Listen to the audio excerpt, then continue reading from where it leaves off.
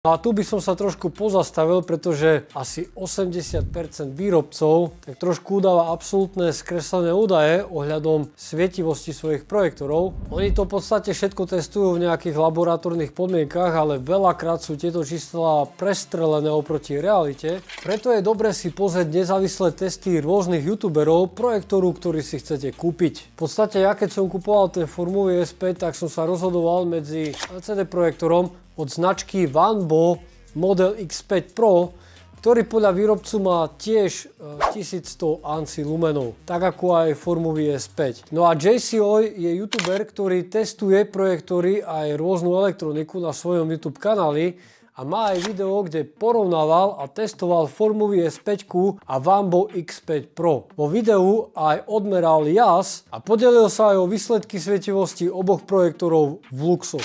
Ak chceme z tohto vedieť, aká je hodnota ANSI lumenov, tak sa to počíta nasledovne.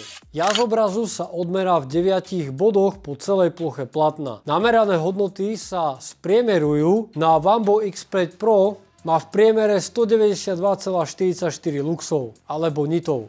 No a Formuvie S5 má 209 luxov alebo nitov. No a následne sa spriemerovaný jas vynásobí plochou plátna.